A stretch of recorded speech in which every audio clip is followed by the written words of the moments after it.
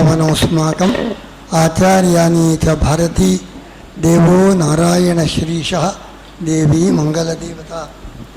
ಈ ದಿನ ಇಬ್ಬರ ವಿದ್ವಾಂಸರ ಉಪನ್ಯಾಸದಿಂದ ರವಿಚಂದ್ರ ಭುಜ ಎಲ್ಲವನೇ ಎಲ್ಲ ಗ್ರಹಗಳೊಳಗೆ ಅಂತರ್ಯಾಮಿಯಾಗಿದ್ದು ನಮ್ಮ ಕಷ್ಟವನ್ನು ಸೂಚನೆ ಮಾಡಿ ಕಷ್ಟವನ್ನು ಪರಿಹಾರ ಮಾಡುವ ಭಗವಂತನ ಮಹಿಮೆಯನ್ನೇ ಇಬ್ಬರು ಕೂಡ ತಿಳಿಸಿದ್ದಾರೆ. ಈ ಹೋಮ ಹವನ ಮಾಡುವಾಗ ತಪ್ಪಿದರೆ ಮಹಾ ಅನಿಷ್ಟ ಅಂತ ನಮ್ಮ ಶ್ರೀನಿವಾಸ ಅವರು ಹೆದರಿಸಿಬಿಟ್ರು. ಅದಕ್ಕೆ ಒಂದೇ ಮಾರ್ಗ ಕೃಷ್ಣ, ನಾವೇನು ಹೋಮ ಹವನ ಮಾಡುವಾಗಲೂ ಭಗವತ್ ಪ್ರೀತಿಯಾಗಲಿ ಇಷ್ಟೇ ಉದ್ದೇಶ ಇಟ್ಟುಕೊಳ್ಬೇಕು. ಬೇರೆ ಅಪೇಕ್ಷೆ ಇಟ್ಟುಕೊಂಡು ಮಾಡಿದರೆ ಸ್ವಲ್ಪ ಹೆಚ್ಚು ಕಡಿಮೆ ಆದರೆ ಭಾರಿ ಅನರ್ಥಕ್ಕೆ ಕಾರಣ. ಕೃಷ್ಣ ಹೇಳ್ತಾನೆ, ಭಾಗವತ ಧರ್ಮ ಭಗವತ್ ಪ್ರೀತಿಯಾಗಲಿ ಎಂಬ ಉದ್ದೇಶದಿಂದ ಮಾಡಿದರೆ ಪ್ರತ್ಯವಾಯೋ ನ ವಿದ್ಯತೆ ನೇಹ ಅಭಿಕ್ರಮ ನಾಶೋಸ್ತು. ಸ್ವಲ್ಪ ಹೆಚ್ಚು ಕಮ್ಮಿ ಆಯಿತು, ಏನು ಭಯಪಡಬೇಡಿ. ಭಗವತ್ ಪ್ರೀತಿಯಾಗಲಿ ಭಗವದ್ ಅನುಗ್ರಹವಾಗಲಿ ಎಂಬ ಉದ್ದೇಶ ಇಟ್ಟುಕೊಂಡು ಹೋಮ ಹವನ ಮಾಡಿದಾಗ ಏನು ಭಯವಿಲ್ಲ. ಸ್ವಲ್ಪ ಹೆಚ್ಚು ಕಮ್ಮಿ ಆದರೂ ಭಗವಂತ ಘೃಣಿ ಅಂತ ಹೇಳಿದಂತೆ ಕರುಣೆಯಿಂದ ರಕ್ಷಿಸ್ತಾನೆ. ಅದು ಬಿಟ್ಟು ಬೇರೆ ಬೇರೆ ಥರದ ಲೌಕಿಕ ಫಲದಿಂದ ಮಾಡುವಾಗ ಸ್ವಲ್ಪ ಹೆಚ್ಚು ಕಮ್ಮಿ ಆದರೆ ಅದರಿಂದ ಇಷ್ಟವೂ ಜೊತೆಗೆ ಅನಿಷ್ಟವೂ ಕೂಡ ಬೆಳೆಯಲಿಕ್ಕೆ ಅವಕಾಶ ಇದೆ. ಆ ರೀತಿ ಭಗವಂತನ ಕರುಣೆಯನ್ನು ಅರ್ಥ ಮಾಡಿಕೊಂಡು ಭೀಷ್ಮಾಚಾರ್ಯರು ಹೇಳಿದರು, ಪರಮಾತ್ಮ 2 ಸಲ ಭೀಷ್ಮರ ಮೇಲೆ ಕರುಣೆ. ತನ್ನ ಪ್ರತಿಜ್ಞೆ ಬಿಟ್ಟು ಭಕ್ತನ ಪ್ರತಿಜ್ಞೆ ಉಳಿಯಬೇಕು. ಪರಶುರಾಮ ತನ್ನ ಪ್ರಜ್ಞೆ ಭೀಷ್ಮನ ಜೊತೆಗೆ ಮದುವೆ ಮಾಡಿಸ್ತೇನೆ ಅಂತ ಪರಶುರಾಮನ ಪ್ರತಿಜ್ಞೆ. ಭೀಷ್ಮ ಮದುವೆ ಮಾಡುವುದಿಲ್ಲ. ಯಾರ ಪ್ರತಿಜ್ಞೆಗೆ ಜಯವಾಯಿತು? ಭೀಷ್ಮನ ಪ್ರತಿಜ್ಞೆ. ಭಗವಂತ ತಾನು ಸೋತಂತೆ ನಟಿಸಿ, ತಾನು ಗೆದ್ದ ಆದರೂ ಸೋತಂತೆ ನಟಿಸಿ ತನ್ನ ಭಕ್ತ ಭೀಷ್ಮನ ಪ್ರತಿಜ್ಞೆ ಉಳಿಸುವಂತೆ ಮಾಡಿ ತನ್ನ ಪ್ರತಿಜ್ಞೆ ಸ್ವಲ್ಪ ಹೆಚ್ಚು ಕಡಿಮೆ ಆದರೂ ಚಿಂತೆ ಇಲ್ಲ. ಕೃಷ್ಣ ತನ್ನ ಪ್ರತಿಜ್ಞೆ ಬಿಟ್ಟ, ಧನುಸ್ಸನ್ನು ಅಸ್ತ್ರಧಾರಣೆ ಮಾಡುವುದಿಲ್ಲ. ತನ್ನ ಭಕ್ತ ಭೀಷ್ಮ ಕೃಷ್ಣನ ಕೈಯಿಂದ ಅಸ್ತ್ರಧಾರಣೆ ಮಾಡಿಸ್ತೇನೆ. ಭಕ್ತನ ಪ್ರತಿಜ್ಞೆಯನ್ನು ಉಳಿಸಲು ತನ್ನ ಪ್ರತಿಜ್ಞೆಯನ್ನು ಕೂಡ ಶೀತಲಗೊಳಿಸಿದ್ದು 2 ಸಲ ಭೀಷ್ಮನಿಗೋಸ್ಕರ, ಪರಶುರಾಮನಾಗಿ ಮತ್ತು ಕೃಷ್ಣನಾಗಿ. ಎಂಥ ಕರುಣೆ ಭೀಷ್ಮನ ಮೇಲೆ ಭಗವಂತನ ಕರುಣೆ. ಅನೇಕ ರೀತಿಯಿಂದ ಪರಮಾತ್ಮನ ಸಜ್ಜನ ಮೇಲೆ ತೋರಿಸಿದ ಕರುಣೆಯನ್ನು ನಾವು ನೆನೆದು ಅವನಲ್ಲಿ ಮತ್ತಷ್ಟು ಭಕ್ತಿಯನ್ನು ಮಾಡಬೇಕು. ಈಗ ಶ್ರೀರಾಮ ಅವನು ಸಜ್ಜನರಲ್ಲಿ ಭಕ್ತರಲ್ಲಿ ತೋರಿಸಿದ ಕರುಣೆಯ ರೂಪಗಳು. ಕೌಸಲ್ಯ ಬಳಿಗೆ ಹೋಗಿದ್ದಾನೆ. ಕೌಸಲ್ಯ ಭಾರೀ ಸಂತೋಷದಿಂದ ರಾಮನಿಗೆ ಒಳ್ಳೆಯದಾಗಲಿ ಅಂತ, ಅದಕ್ಕಾಗಿ ಎಲ್ಲ ಬ್ರಾಹ್ಮಣರಿಂದ ವೇದ ಪಾರಾಯಣ, ಋಷಿಗಳಿಂದ ಪಾರಾಯಣ, ಹೋಮ ಹವನ ಇದರಲ್ಲೇ ಮಗಳು. ತನ್ನ ಮಗನ ಪಟ್ಟಾಭಿಷೇಕ ಅಂತ ಅಲ್ಲಿ ಬಂದು ಮೇರೆಯಲಿಲ್ಲ. ಅಲ್ಲಿ ಹೋಗಿ ತನ್ನ ವೈಭವ ತೋರಿಸಲಿಕ್ಕೆ ಬಂದಿಲ್ಲ.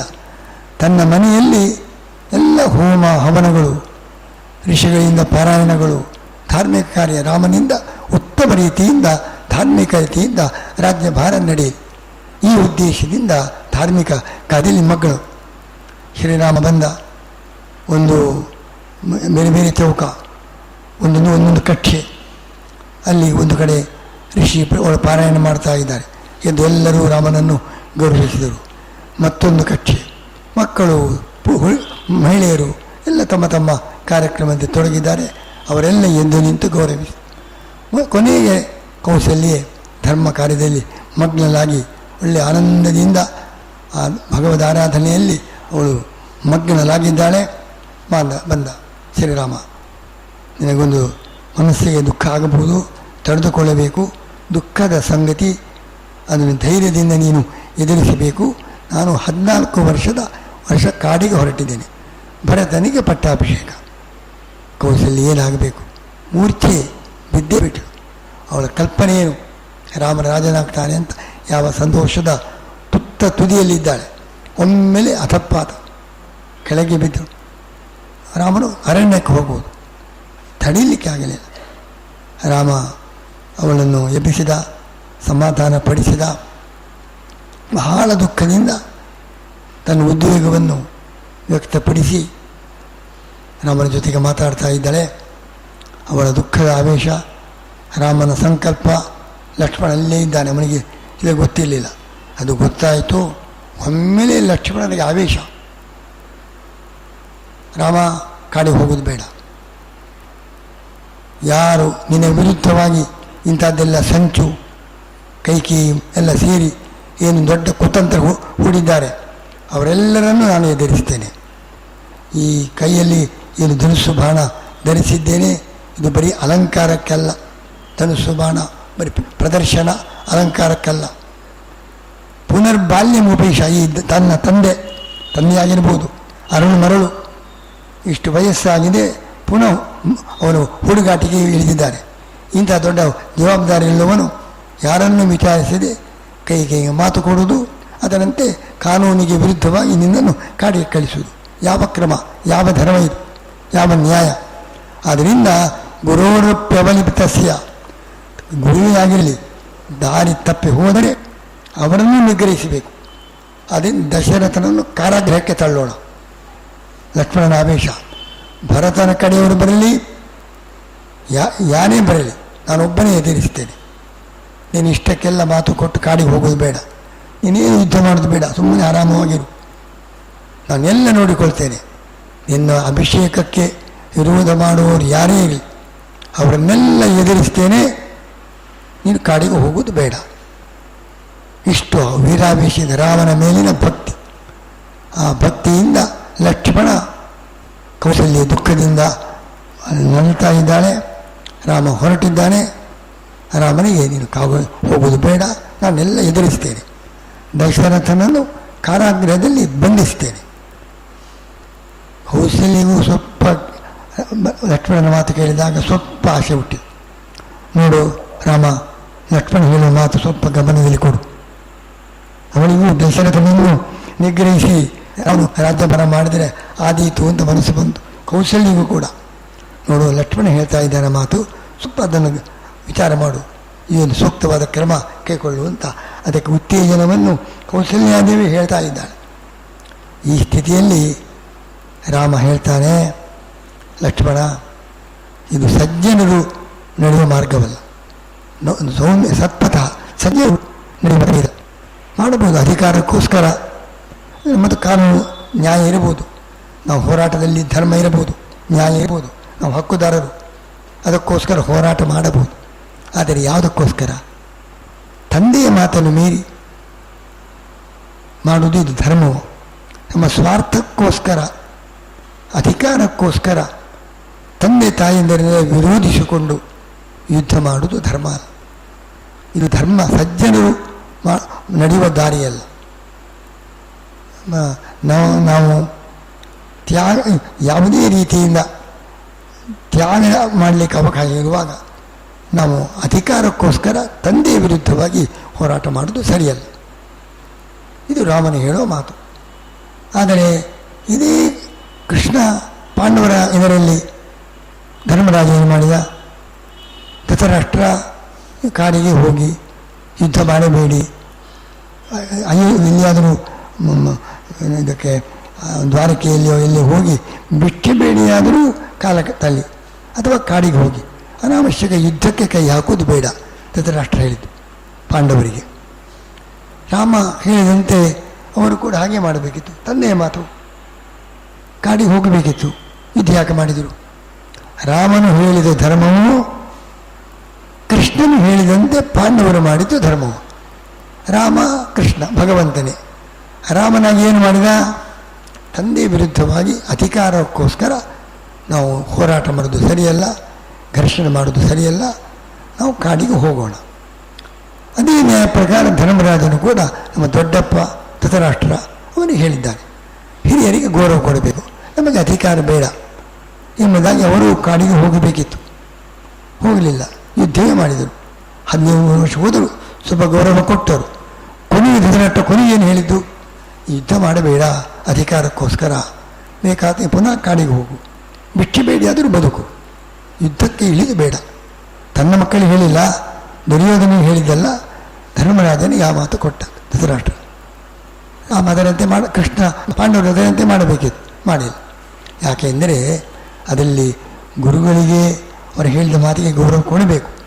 ಕೊಡುವಾಗ ಒಂದು ಧರ್ಮ ಇನ್ನೊಂದು ಧರ್ಮ ನಾಶ ಆಗಬಾರ್ದು. ಕೆಟ್ಟ ರಾಜರಿಂದ ದೇಶಕ್ಕೆ ಹಾನಿಯಾಗಬಾರದು. ಧೃತರಾಷ್ಟ್ರ ರಾಜ್ಯಂತೆ ಪುನಃ ರಾಜ್ಯವನ್ನು ಬಿಟ್ಟು ಹೋದರೆ ದುರ್ಯೋಧನನ ರಾಜ್ಯ, ಅದರಿಂದ ದುಷ್ಟರ ರಾಜ್ಯದಿಂದ ಜಗತ್ತಿಗೆ ಹಾನಿ, ಇಡೀ ದೇಶಕ್ಕೆ ಹಾನಿ. ಅಂಥ ಸಂದರ್ಭದಲ್ಲಿ ಲೋಕ ರಕ್ಷಣೆಗೋಸ್ಕರ ತನ್ನ ಕರ್ತವ್ಯ ಮಾಡಬೇಕು. ಇಲ್ಲಿ ಅಂಥ ಅನ್ಯಾಯ ಇಲ್ಲ. ಭರತ ಸಜ್ಜನ, ಭರತನು ರಾಜ್ಯದಲ್ಲಿದ್ದರೆ ಲೋಕಕ್ಕೇನು ಹಾನಿ ಹೇಳ್ತಾನೆ ಎಲ್ಲರಲ್ಲಿ. ಭರತನು ಬಹಳ ಭಕ್ತ ಸಜ್ಜನ, ಅವನ ರಾಜ್ಯ ಚೆನ್ನಾಗಿ ನಡೀತದೆ, ಅದಕ್ಕೋಸ್ಕರ ನಾನು ಕಾಡಿಗೆ ಹೋಗ್ತೇನೆ ಅಂತ ಯಾರೂ ಪರಿತಪಿಸೋದು ಬೇಡ. ಮುಂದೆ ಭರತಕ್ಕೆ ರಾಜ ಯಾರು? ದುಷ್ಟ ರಾಜನಲ್ಲ, ಭರತ. ಆದ್ದರಿಂದ ತಂದೆಯ ಮಾತನ್ನೂ ನಡೆಸಿದಂತಾಯಿತು, ರಾಜಕ್ಕೂ ಹಾನಿ ಇಲ್ಲ. ಅಲ್ಲಿ ಆದರೆ ತಂದೆಯ ಮಾತಿನಂತೆ ಪಾಂಡವರು ಯುದ್ಧ ಮಾಡದೆ ಹೋದರೆ ಜಗತ್ತಿಗೆ ಅನಿಷ್ಟ. ದುರ್ಯೋಧನನ ಕಾರ್ಭಾರ, ದುಷ್ಟ ರಾಜ್ಯ, ಭಗವಂತನೇ ಇಲ್ಲ.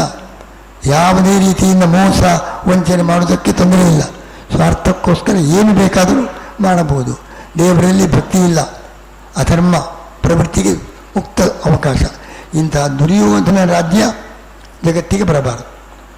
ಅದಕ್ಕೋಸ್ಕರ ಪಾಂಡವರು ಧೃತರಾಷ್ಟ್ರ ಹೇಳಿದರೂ ಆ ಮಾತಿಗೆ ಬೆಲೆ ಕೊಡಬಾರದು ಅಂತ ಕೃಷ್ಣ ಹೇಳಿದ. ಧೃತರಾಷ್ಟ್ರ ಹೇಳಿದ ಅಂತ ನೀವು ಹಾಗೆ ಮಾಡಬಾರದು. ಲೋಕಹಿತಕ್ಕೋಸ್ಕರ ಕ್ಷತ್ರಿಯರಾಗಿ ದುಷ್ಟ ನಿಗ್ರಹ ಮಾಡಿ ಧರ್ಮ ಸ್ಥಾಪನೆ ಮಾಡಬೇಕು. ಇಲ್ಲಿ ಧೃತರಾಷ್ಟ್ರನಂತೆ ನಮ್ಮ ದಶರಥನು ಕೂಡ ಮೋಹಕ್ಕೆ ಒಳಪಟ್ಟಿದ್ದಾನೆ. ಗಟ್ಟಿಯಾಗಿ ನಿಲ್ಲಿಲ್ಲ, ಕೈಗೆ ವಿರುದ್ಧವಾಗಿ ಎದ್ದು ನಿಲ್ಲಬೇಕಿತ್ತು, ನಿಲ್ಲೇ ಇಲ್ಲ. ಆದರೆ ಭರತನು ರಾಜ್ಯ, ದೇಶಕ್ಕೆ ಹಾನಿ ಇಲ್ಲ.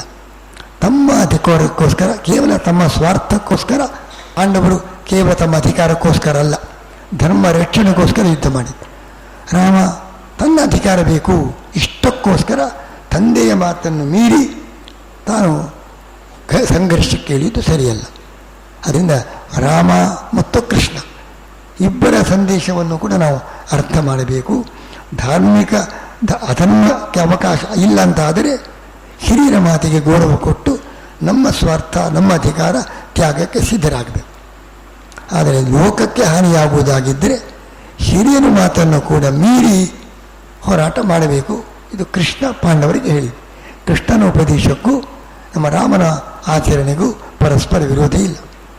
ಲಕ್ಷ್ಮಣ ಹೇಳ್ತಾನೆ, ಏನು ಧರ್ಮ ಧರ್ಮ ಅಂತ ಹೇಳ್ತಾ ಇದ್ದಿ, ಅದಕ್ಕೋಸ್ಕರ ನಾನು ಅರಣ್ಯಕ್ಕೆ ಹೋಗ್ತೀನಿ ಅಂತ. ಯಾವ ಧರ್ಮದ ಹೆಸರಲ್ಲಿ ನಮ್ಮ ಅಣ್ಣ ರಾಮ ಅರಣ್ಯಕ್ಕೆ ಹೋಗ್ತಾನೋ ಆ ಧರ್ಮವನ್ನೇ ನಾನು ದ್ವೇಷಿಸ್ತೇನೆ, ಅಷ್ಟು ಸಿಟ್ಟು. ಯಾವ ಧರ್ಮದ ಹೆಸರಲ್ಲಿ ರಾಮ ಅರಣ್ಯಕ್ಕೆ ಹೋಗ್ತಾನಲ್ಲ ಆ ಧರ್ಮವೇ ಬೇಡ, ಆ ಧರ್ಮವನ್ನೇ ದ್ವೇಷಿಸ್ತೇನೆ, ಅಷ್ಟು ರಾಮನ ಮೇಲೆ ಭಕ್ತಿ. ಹೇಗೆ ಲಕ್ಷ್ಮಣ, ಅವನಿಗೆ ಸ್ವಾರ್ಥ ಏನಿಲ್ಲ, ತನಗೆ ಅಧಿಕಾರದ ಪಿಟ್ಟೆ ಇಲ್ಲ. ದಶರಥ ಅನ್ಯಾಯ ಮಾಡ್ತಾ ಇದ್ದಾನೆ, ರಾಮನನ್ನು ಅರಣ್ಯಕ್ಕೆ ಕಳಿಸುವುದು ಇದು ಯಾವ ನ್ಯಾಯ? ಅದಕ್ಕೋಸ್ಕರ ಹೋರಾಟ ಮಾಡ್ತಾನೆ. ಲಕ್ಷ್ಮಣನ ಭಗವದ್ಭಕ್ತಿ ರಾಮ ತಡೆಯುತ್ತಾನೆ. ಸಜ್ಜನರು ತಮ್ಮ ಸ್ವಾರ್ಥಕ್ಕೋಸ್ಕರ, ಅಧಿಕಾರಕ್ಕೋಸ್ಕರ ತಂದೆ ವಿರುದ್ಧವಾಗಿ ಹೋರಾಟ ಮಾಡುವುದು ಸರಿಯಲ್ಲ ಎಂಬುದಾಗಿ ಲಕ್ಷ್ಮಣನನ್ನು ನಿಲ್ಲಿಸಿದ. ಅಷ್ಟಾಗುವಾಗ ಕೌಸಲ್ಯ ಬಿಡಲಿಲ್ಲ. ಅವಳು ಮತ್ತೆ ಬರ್ತಾಳೆ ರಾಮನ ಹತ್ರ. ಹೌದು, ತಂದೆಯ ಮಾತಿನಿಂದ ಕಾಡಿಗೆ ಹೋಗ್ತಿ, ತಂದೆಗಿಂತ ತಾಯಿ ದೊಡ್ಡವಳು ಹೌದು ಅಲ್ವಾ? ನಾನು ತಾಯಿ, ದಶರಥ ತಂದೆ, ತಂದೆ ಮಾತಿನಂತೆ ನಡೀತೀಯೋ ನೀವು ಹೋಗಬಾರದು, ನನ್ನ ಆಜ್ಞೆ, ನಾನು ತಾಯಿ, ತಂದೆಗಿಂತ ತಾಯಿ ದೊಡ್ಡವಳು, ಅವನು ಹೋಗಬೇಕು ಅಂತ ಹೇಳಿದರೆ ಹೋಗಬಾರದು ಅಂತ ನನ್ನ ಆಜ್ಞೆ, ಹೋಗೋದು ಬೇಡ. ರಾಮ ಸಿಕ್ಕವಿದ್ದೆ. ಈಗ ತಂದೆ ಮಾತಿನಂತೆ ನಡೆಯುವುದು, ತಾಯಿಯ ಮಾತಿನಂತೆ ನಡೆಯುವುದು. ರಾಮ ಹೇಳ್ತಾನೆ, ಹೌದು, ತಂದೆಗಿಂತ ತಾಯಿ ದೊಡ್ಡವಳು, ನಿನ್ನ ಮಾತಿನಂತೆ ನಡೆಯಬೇಕು. ಆದರೆ ಪತ್ನಿಗೆ ಪತಿ ದೊಡ್ಡವ. ಪತಿಯಾದ ದಶರಥ ಹೋಗಬೇಕು ಅಂತ ಆಜ್ಞೆ ಮಾಡುವಾಗ ಹೋಗಬಾರದು ಅಂತ ಪತಿ ವಿರುದ್ಧವಾಗಿ ಪತ್ನಿಯಾಗಿ ನೀನು ಆದೇಶ ಹೊರಡಿಸಬಹುದೇ? ನನಗೆ ತಾಯಿ ದೊಡ್ಡವಳೆ, ನಿನಗೆ ಯಾರು ದೊಡ್ಡವ? ಪತಿ ಆಜ್ಞೆ ವಿರುದ್ಧವಾಗಿ ನೀನು ಆದೇಶ ಮಾಡುವುದು ಸರಿಯೇ? ಕೌಶಲ್ಯಗೆ ಮಾತು ನಿಂತು ಹೋಯಿತು, ಉತ್ತರ ಕೊಡಲಿಕ್ಕೆ ಆಗಲಿಲ್ಲ. ಧರ್ಮದ ರೀತಿಯಿಂದಲೇ ಆ ಧರ್ಮದ ಸಮಸ್ಯೆಗಳು ಬಂದಾಗ ಹೇಗೆ ವರ್ತಿಸಬೇಕೆಂಬುದನ್ನು ತಾಯಿಗೆ ಹೇಳಿದ. ಕೌಸಲ್ಯೆ ಅವನಿಗೆ ಉತ್ತರ ಕೊಡಲಿಕ್ಕೆ ಆಗಲಿಲ್ಲ. ಆದರೆ ಬಿಡಲಿಲ್ಲ. ಅವನು ಹೇಳ್ತಾ, ಆಗಲಿ, ಕಾಡಿಗೆ ಹೋಗು, ನಾನು ನಿನ್ನ ಜೊತೆಗೆ ಬರ್ತೇನೆ, ನಾನು ತಂದೆಗೆ ವಿರುದ್ಧವಾಗಿ ಮಾಡೋದಿಲ್ಲ, ನಿನಗೆ ಹೋಗ್ತೀಯಲ್ಲ, ನಿನ್ನ ಹಿಂದೆ ನಿನ್ನ ಜೊತೆ ನಾನು ಕೂಡ ಅರಣ್ಯಕ್ಕೆ ಬರ್ತೇನೆ. ಅವನಿಗೆ ಮತ್ತೊಂದು ಸಮಸ್ಯೆ, ತಾನು ಕಾಡಿಗೆ ಹೋಗೋ ಜೊತೆಗೆ ವೃದ್ಧ ಮಾತೆಯನ್ನು ಅರಣ್ಯಕ್ಕೆ ಕರೆದುಕೊಂಡು ಹೋಗಬೇಕು ಹೇಳ್ತಾನೆ. ಇದು ನೀನು ಒತ್ತಾಯ ಮಾಡೋದು ಸರಿಯಲ್ಲ.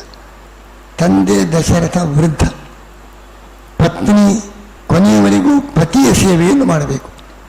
ಅದು ಕಷ್ಟದಲ್ಲಿದ್ದಾನೀಗ, ದುಃಖಿತಾಗಿದ್ದಾನೆ, ಮಾಕುತ್ತಿದ್ದಾನೆ, ಸಿಕ್ಕಿ ಬಿದ್ದಿದ್ದಾನೆ, ತುಂಬ ಸಂಕಷ್ಟದಲ್ಲಿದ್ದಾನೆ. ಇಂಥ ಸ್ಥಿತಿಯಲ್ಲಿ ಆ ತಂದೆಯನ್ನು ಬಿಟ್ಟು ನನ್ನ ಜೊತೆಗೆ ಕಾಡಿಗೆ ಬರುವುದು ನಿನ್ನ ಧರ್ಮ, ಪತ್ನಿಯ ಧರ್ಮ ಬೇರು, ನೀನು ಬರಬಹುದು. ಅದು ಕೂಡ ವಿಧವೆ, ತಂದೆ ಗಂಡ ಇಲ್ಲ, ಮಗನ ಹಿಂದೆ ಬರಬಹುದು. ನೀನೀಗ ವಿಧವೆ ಆಗಿಲ್ಲ ಅಂತ ನೀನು ಪತಿಯನ್ನು, ಇಂಥ ಕಷ್ಟದ ಸ್ಥಿತಿಯಲ್ಲಿರುವ ವೃದ್ಧ ಪತಿಯನ್ನು ಬಿಟ್ಟು ನನ್ನ ಹಿಂದೆ ವಿಧವೆಯಂತೆ ಆಗಮಿಸುವುದು ಸರಿಯೇ ಅಂತ ಕೇಳಿದ. ಅದಕ್ಕೂ ಕೌಸಲ್ಯೆ ಉತ್ತರ ಇಲ್ಲ. ಹಾಗಾಗಿ ಕೊನೆಗೆ ಉಪಾಯ ಇಲ್ಲದೆ ಅವನನ್ನು ಆಶೀರ್ವಚನ ಮಾಡಿ ಕೌಸಲ್ಯೆ ರಾಮನನ್ನು ಕಳಿಸಿಕೊಡ್ತಾ ಇದ್ದಾಳೆ.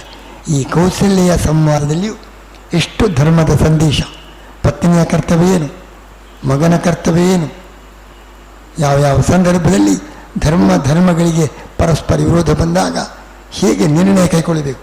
ಒಂದು ಧರ್ಮಕ್ಕೂ ಇನ್ನೊಂದು ಧರ್ಮಕ್ಕೂ ವಿರೋಧ.